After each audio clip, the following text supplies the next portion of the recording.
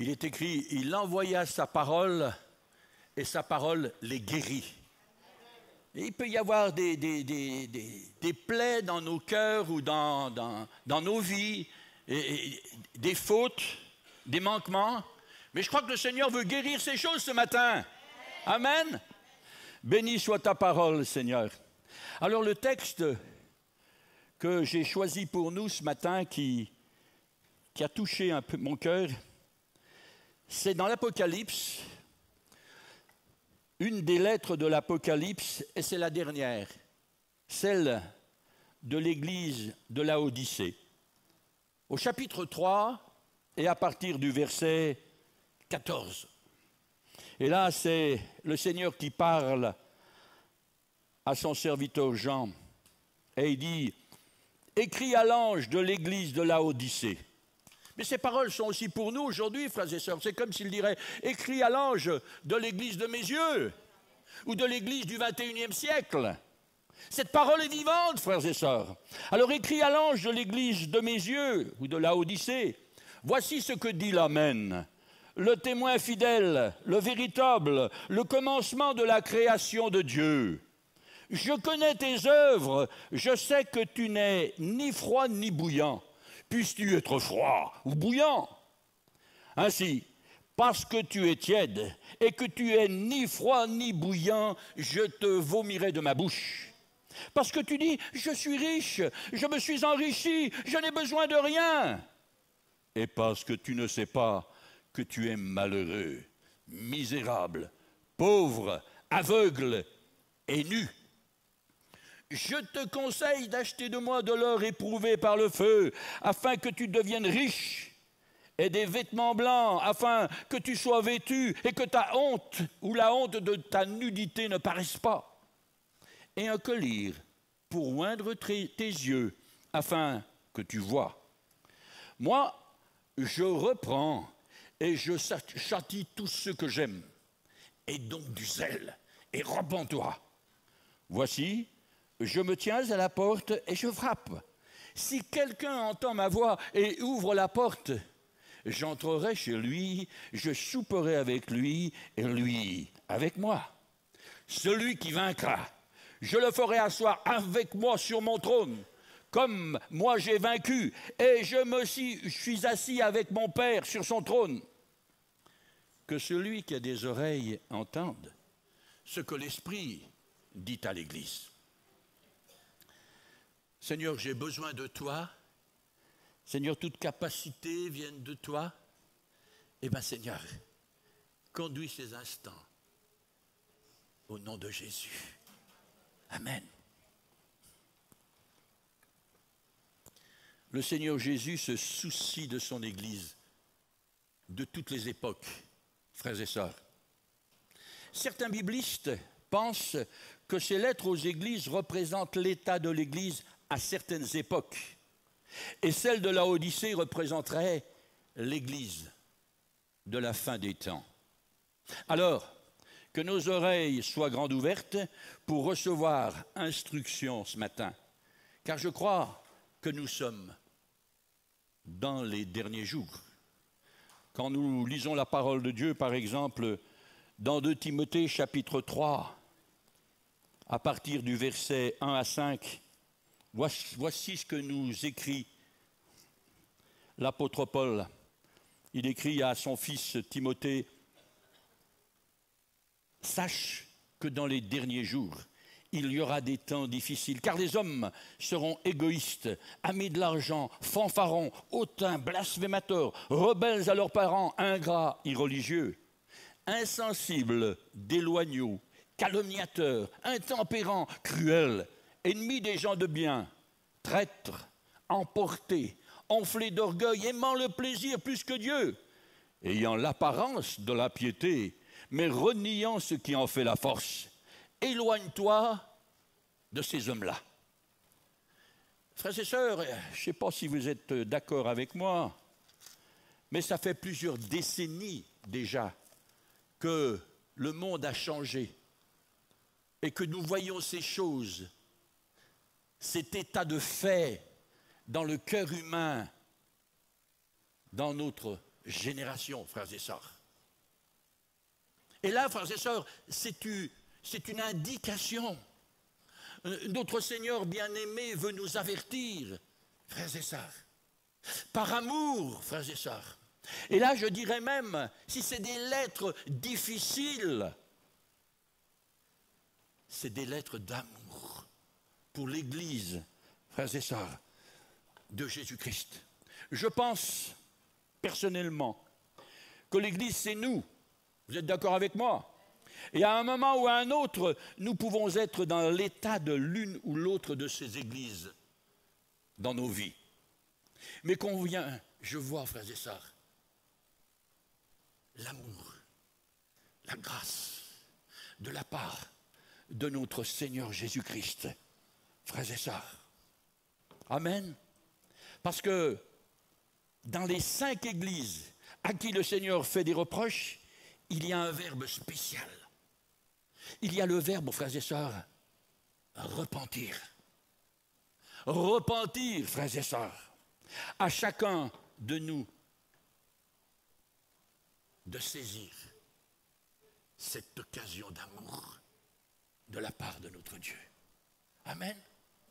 Pour toutes ces églises, pour tout ce qui se passe, quand vous lirez ça à la maison, dans chacune de ces églises, il y a le mot repentance. Et c'est ce qui remplit mon cœur de joie. Notre Seigneur Jésus n'est pas venu pour juger le monde, mais il est venu pour sauver le monde. Amen. Gloire à toi, Seigneur. Et l'église de Laodicée est celle qui s'est complètement éloignée du Seigneur. Le pire, c'est que le Seigneur n'est plus au milieu d'elle. Le Seigneur le dit avec force au verset 20, frères et sœurs. Il dit ces choses au verset 20. « Voici, je me tiens à la porte et je frappe. » Ça veut dire qu'il n'est plus dans l'église. Il se tient dehors, frères et sœurs, et il frappe. Et je voudrais dire de tout mon cœur, mais quelle horreur! Une église chrétienne dont le Seigneur est dehors. Et il est obligé de frapper à la porte pour qu'on lui ouvre, frères et sœurs. C'est ce que je comprends de cette lettre de l'église de Laodicée, frères et sœurs. Et l'église ignore que le Seigneur est à la porte, il est obligé de frapper. Amen. Je m'aperçois, frères et sœurs, que l'église d'Éphèse est invitée par le Seigneur à retrouver son premier amour. Notre cher frère Alexis l'a tellement bien prêché il y a quelques semaines de cela pour ceux qui étaient là. Amen. Il nous a rappelé ce message. Par contre, l'église de Smyrne se voit promettre la couronne de vie, Apocalypse 2:10. L'église de Thyatire est exhortée à tenir ferme jusqu'au retour de Jésus, Apocalypse 2, verset 25. L'église de Sardes est appelée à veiller pour ne pas être prise au dépourvu, Apocalypse 3, verset 3. L'église de Philadelphie reçoit une merveilleuse promesse. Elle sera gardée à l'heure de la tentation qui va venir sur le monde. Tout le monde voudrait être l'église de Laodicée ou celle de Smyrne, hein, avec les promesses de Dieu. Amen, il y a des promesses pour l'église de Jésus-Christ. Et l'église de Jésus-Christ, c'est toi, c'est moi. C'est à nous de les saisir et à vivre selon la parole, frères et sœurs. En revanche, l'église de Laodicée reçoit une menace, frères et sœurs. Une menace de la part du Seigneur. Le Seigneur dit ceci, « Je te vomirai de ma bouche, parce que tu es ni froid ni bouillante. » Mais il y a une condition quand même, il y a encore la grâce de Dieu. Si elle ne change pas, parce que là encore, il y a le mot repentance, et nous allons le voir, frères et sœurs. Alors, peu importe l'église que tu vis aujourd'hui, ou l'église que nous vivons aujourd'hui dans nos propres vies, parce que l'église, je le dis encore et je le redis, c'est nous, frères et sœurs. Et ces choses sont écrites pour nous avertir.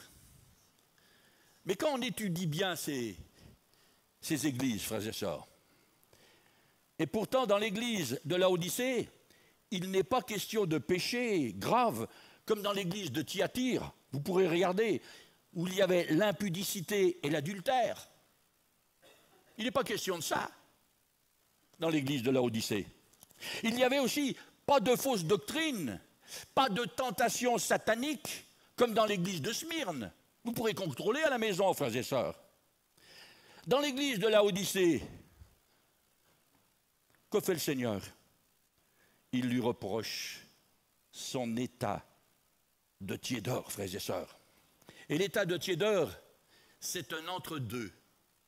On dit oui à Jésus, mais aussi oui au monde. On a un pied dans l'Église et un pied dans le monde. À un moment donné, il y a un prophète qui dit « Pourquoi vous marchez à cloche-pied » On ne peut pas avoir un pied dans l'Église, frères et sœurs, et un pied dans le monde. Il ne faut pas que nous soyons des indécis. Quand on dit à Jésus qu'on est passé dans les eaux du baptême, « Je te suivrai jusqu'au bout », frères et sœurs. Bien sûr, avec sa grâce, avec son aide, pour pouvoir tenir debout. Dans le psaume 119 et au verset 113, il est écrit « Je hais les hommes indécis et j'aime ta loi ». Il faut choisir, frères et sœurs. Et à un moment donné, quand on est descendu, quand on a dit oui à Jésus, eh bien c'est un oui franc et massif. Amen. Les choses anciennes doivent être passées, frères et sœurs. Soyons radicaux quant au péché, frères et sœurs. Amen. Et vivons pour lui. Soyons des exemples. Le Seigneur s'adressait à l'église de la Odyssée, et j'ai fait des recherches, qui vivait au cœur d'une ville commerçante. Cette ville, à l'époque, elle était riche. Il y avait une école de médecine. Il y avait une industrie importante de tissus, de laine, qui était réputée. Il y avait même des banques dans cette ville. Et l'église de la Odyssée disait d'elle-même, parce que c'est le Seigneur qui le dit, parce que tu dis, je suis riche, je me suis enrichi et je n'ai besoin de rien, et parce que tu ne sais pas que tu es malheureux, misérable, pauvre, aveugle et nu. Frères et sœurs, attention, Seigneur, à l'enrichissement. Attention, frères et sœurs, aux biens matériaux ou matériels, frères et sœurs.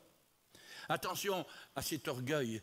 Moi, écoute, j'ai le vrai évangile.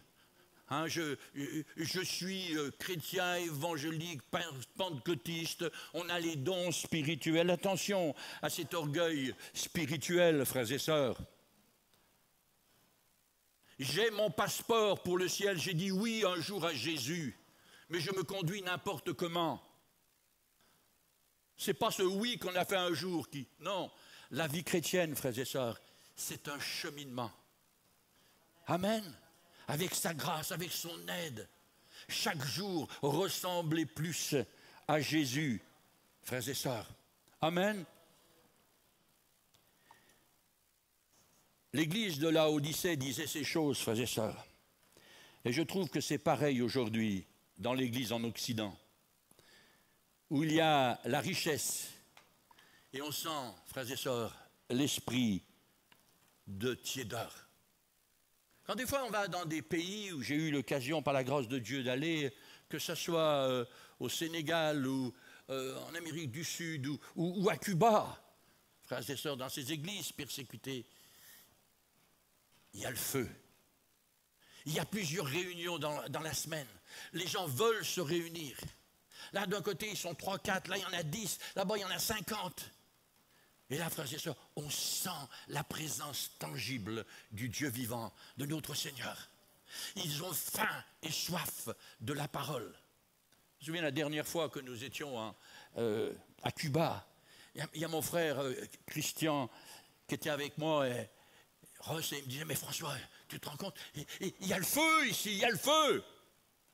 Juste avant d'une réunion, il y avait à peu près 150 personnes qui attendaient dehors, sous une pluie tropicale, parce que là-bas, c'est vraiment des pays tropicaux, aux Caraïbes, et les gens, ils attendaient dehors, lors de la réunion. Et les gens étaient complètement mouillés. La maison était trop petite, il a fallu pousser les tables et tout. Alléluia. ils avaient faim et soif de la parole de Dieu. Et quand on a commencé la réunion, frères et sœurs, mais il y avait un amour qui nous a saisis. Que cet amour puisse nous saisir, frères et sœurs. En conclusion, frères et sœurs, nous allons voir le conseil que le Seigneur nous donne. Il le donne dans Apocalypse 3 et au verset 18. Qu'est-ce que ça peut bien vouloir dire ceci? Je te conseille. Et là, ce n'est pas François qui parle. C'est le Seigneur qui parle au travers de sa parole. Je te conseille d'acheter de moi de l'or éprouvé par le feu, afin que tu deviennes riche, et des vêtements blancs, afin que tu sois vêtu, et que ta honte, celle de ta nudité, ne paraisse pas, et un collier pour oindre tes yeux, afin que tu vois. Moi, je reprends, et je châtie tous ceux que j'aime. Aie donc du zèle et repens-toi. Là, quand je lis ça, ils ont je sens la profondeur de l'amour de Dieu. Je sens la hauteur de l'amour de Dieu, la longueur et la largeur de son amour. Il nous reprend parce qu'il nous aime, frères et sœurs.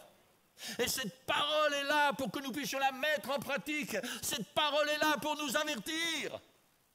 Béni soit ta parole, Seigneur. J'ai envie de pleurer de joie, Seigneur. Et je refuse d'être pris à l'improviste. Ta parole est une lampe à mes pieds. Elle est une lumière sur mon sentier. Ça veut dire quelque chose. Cette parole m'appelle à une conduite spéciale. Une conduite qui ressemble à celle du Maître, à celle de mon Seigneur, Christ Jésus. Frères et sœurs. Alors, que peut bien nous dire le Seigneur par ces choses? Alors, je n'ai pas fait des grandes écoles théologiques, mais tout simplement, frères et sœurs, ce que le Seigneur m'a fait ressentir dans notre cœur, dans mon cœur. Je n'ai pas été chercher ce que les exégètes ont écrit, etc. Je suis resté dans la simplicité. Et là, le texte pourtant nous dit,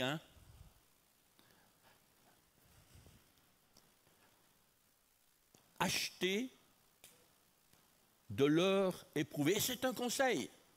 Je te conseille d'acheter de moi de l'or éprouvé par le feu, afin que tu deviennes riche. Parce que la vraie richesse, frères et sœurs, ce n'est pas les milliards, ce n'est pas les millions qu'il y a dans le monde, frères et sœurs. Il y a une autre richesse qui est bien plus importante, frères et sœurs. Celle qui donne la vie éternelle. Cette richesse terrestre va servir un certain temps, pendant tes 50 ans, 60 ans, 70 ans, tu peux aller jusqu'à 100 ans sur la terre. Mais cet argent, cette richesse, elle n'a pas de valeur au ciel. Pas du tout de valeur. L'or qu'il y a sur la terre, ce n'est pas du tout le même or qu'il y a dans le ciel, frères et sœurs.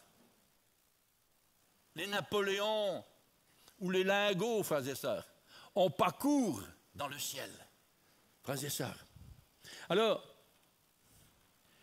j'écris ceci dans Luc 18, verset 8.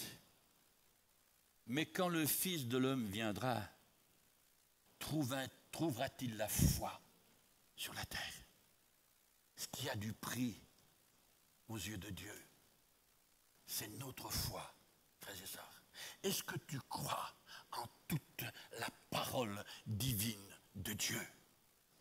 Est-ce que tu crois que Jésus-Christ est le sauveur du monde? Est-ce que tu crois que Jésus est mort, ressuscité, il est monté sur la croix pour effacer nos péchés, nos iniquités? Est-ce que tu crois que Jésus revient? Est-ce que tu crois en ce salut? Ce salut n'a pas de prix. Regardez ce qui est écrit, frères et sœurs, dans le psaume 49. Il est écrit ceci, à partir du verset 7. Les gens, ils ont de l'argent, ils se confient en leur argent.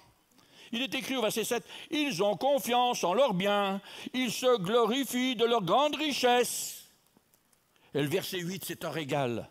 « Ils ne peuvent se racheter l'un l'autre, ni donner à Dieu leur prix de leur rachat. Le rachat de leur âme est cher, elle n'aura jamais lieu. Avec tes richesses, avec ton argent, ce n'est pas François qui le dit, c'est la parole de Dieu. Tu ne peux pas te racheter, frères et sœurs. C'est impossible. Mais ce qui est impossible aux hommes est possible à Dieu. Amen. Frères et sœurs, par exemple, il y a une autre donnée là. C'est dans la parole de Dieu. Encore, c'est ce merveilleux prophète Ésaïe que j'aime beaucoup. J'appelle toujours le 5e évangile. À chaque fois, je vous le dis. Maintenant, vous savez qu'il y a 5 évangiles. Hein, parce que jamais aucun prophète a parlé autant de Jésus que le prophète Ésaïe. Et là, regardez ce qui est écrit. Il nous ouvre les yeux, le prophète Ésaïe. En son temps, plusieurs centaines d'années avant la venue du Christ, voyez ce qu'il écrit. Vous tous qui avez soif, chapitre 55, à partir du verset 1er, venez aux eaux, même celui qui n'a pas d'argent, venez acheter et manger, venez acheter du vin, du lait, sans argent, sans rien payer, ça arrangerait pas mal de monde maintenant, hein. Pourquoi pesez-vous de l'argent pour ceux qui ne nourrissent pas? Pourquoi travaillez-vous pour ceux qui ne rassasient pas? Écoutez donc, et vous mangerez ce qui est bon, et votre âme se délectera de mes succulents. Prêtez l'oreille, et venez à moi, écoutez, et votre âme vivra. Je traiterai avec vous une alliance éternelle pour rendre durable mes faveurs envers David. Voici, je l'établis comme témoin auprès des peuples, comme chef et dominateur des peuples. Voici. Oh là là, ça c'est pour nous, frères et sœurs. Voici, c'est l'Ancien Testament, n'oublions pas, hein. C'était pour les Juifs. Et là, c'est pour nous. Voici, tu appelleras des nations que tu ne connais pas. Et des nations qui ne te connaissent pas accourront à toi à cause de l'Éternel, ton Dieu, du Saint d'Israël, qui te glorifie. Alléluia. Amen. Nous qui n'étions pas partie du peuple élu, du peuple d'Israël, frères et sœurs, nous sommes associés, frères et sœurs, à ce peuple. Et il est question du Saint d'Israël qui te glorifie. Et ce Saint d'Israël, frères et sœurs, qui c'est? C'est Jésus. C'est le Mashiach. Amen. C'est Yeshua Mashiach. C'est le Messie, frères et sœurs. C'est notre Seigneur Jésus. Et ce serait bon de pouvoir lire pratiquement tout le chapitre 55 à la maison. Vous allez vous régaler, frères et sœurs, comme je me suis régalé, frères et sœurs. Et c'est or qu'il faut qu'on achète, mais qu'on ne peut pas acheter avec l'argent et l'or du monde, frères et sœurs. Cet or, c'est notre salut. Ce salut est précieux. Et ce salut, c'est Christ Jésus, frères et sœurs, qui l'a payé. Frères et sœurs, il a payé pour nous. Et pour l'humanité, pour quiconque croit, pour celui et celle qui a la foi. Il a payé, frères et sœurs. Il a souffert sur la croix du Calvaire pour les péchés de François et pour les péchés, frères et sœurs, de l'humanité. Il a été éprouvé, frères et sœurs. Il a donné sa vie. On le remerciera jamais assez, mes amis. Amen.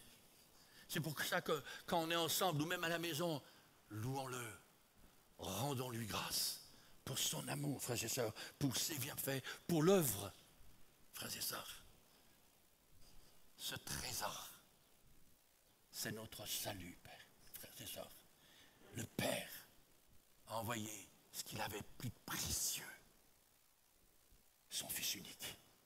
Son Fils unique. Amen.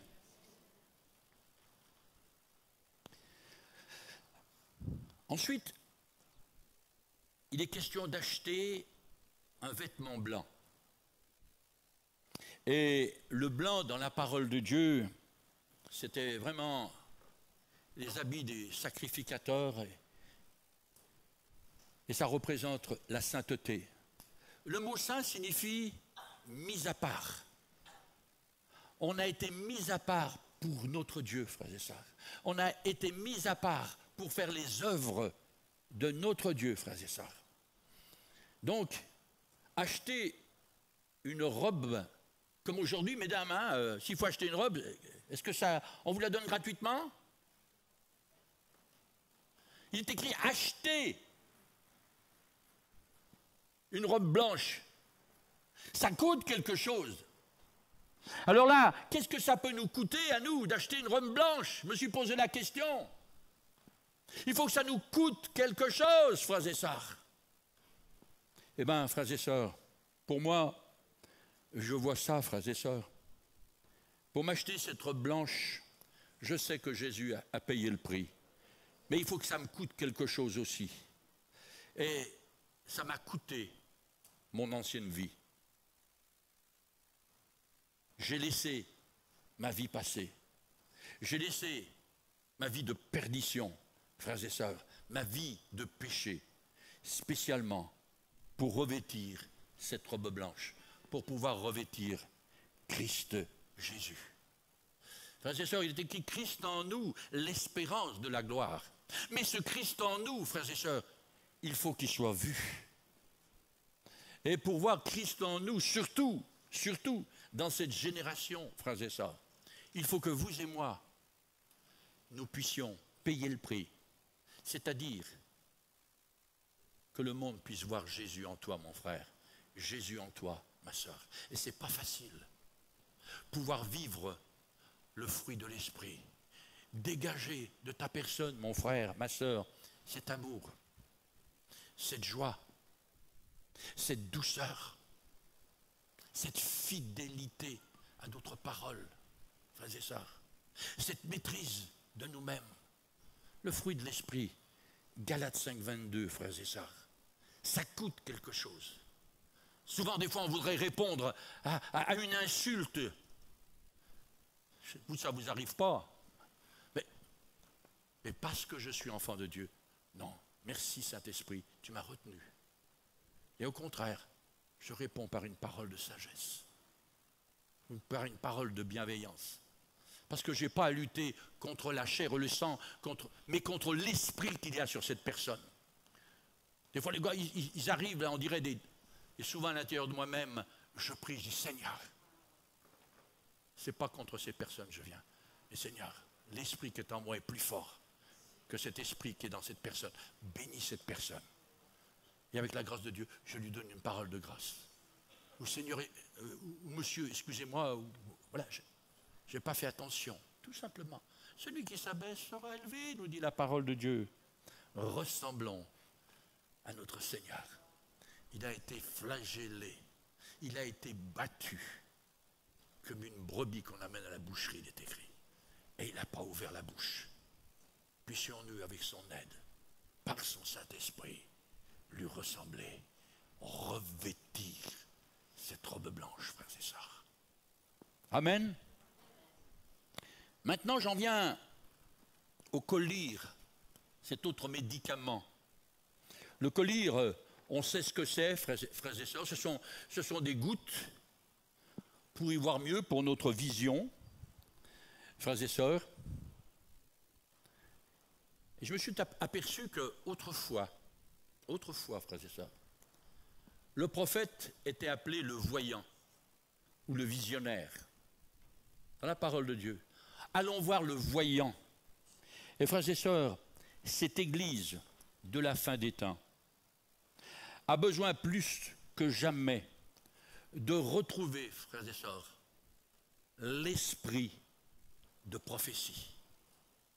L'église de la fin des temps doit aspirer aux dons les meilleurs, comme le dira Paul, aspirer aux dons les meilleurs, et surtout à l'esprit de prophétie, frères et sœurs, pour discerner dans quel temps nous sommes, pour éviter, frères et sœurs, les pièges du diable, frères et sœurs, être conduits par son Saint-Esprit, frères et sœurs. Et cela, c'est cet esprit, justement, de prophétie, frères et sœurs. On en a besoin pour discerner ces temps et les pièges de l'adversaire.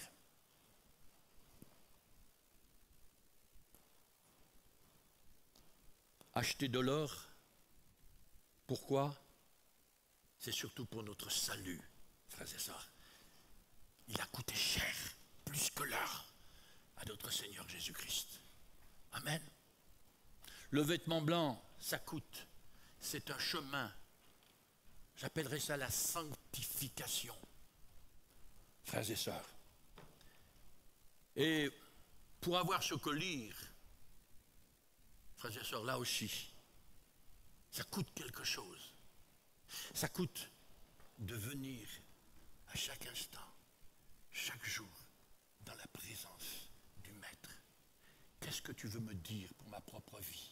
Qu'est-ce que tu veux me dire pour la vie de l'Église? Seigneur, quelle parole je dois apporter de ta part?